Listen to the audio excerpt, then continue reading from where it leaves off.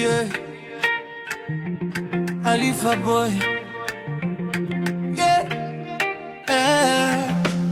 Kila asubuhi nikifungua dirisha, macho yangu hukutafuta kwanza, tabasamu lako la mbali kidogo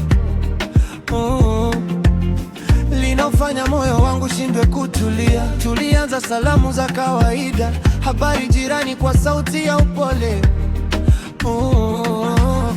sikujua ndani ya maneno mafupi kulikuwa na mwanzo wa hisia kubwa.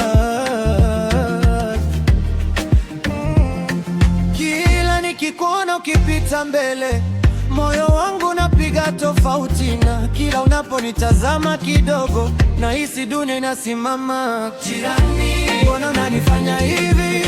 Kila kikuona moyo unadunda. Jirani, umeiba usingizi wangu, sasa kila usiku ni wewe na wazaza.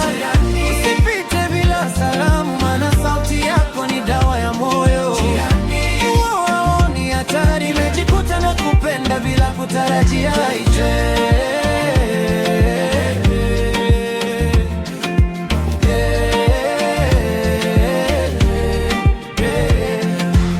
Watu wa mtaa wameshaanza kuona, kila nikitoka macho yangu kwako.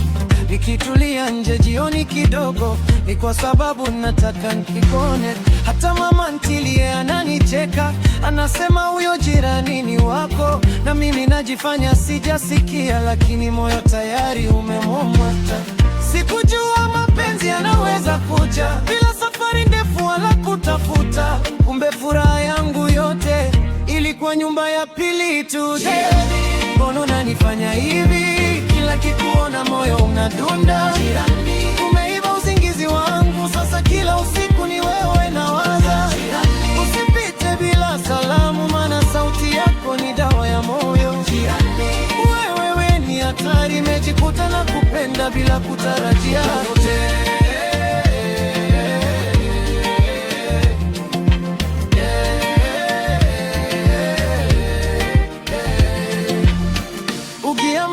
Sijui nitafanyaje, maana macho yangu yamezoea kukuona, na kila siku bila tabasamu lako mtaa utaonekana tofauti, sura pite. Mbona unanifanya hivi? Kila kikuona moyo unadunda. Umeiba usingizi wangu, sasa kila usiku ni wewe na waza. Salamu, maana sauti yako ni dawa ya moyo.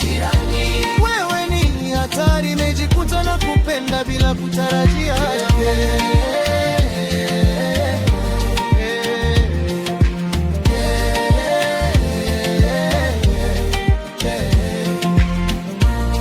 Mapenzi mengine hayahitaji safari ndefu.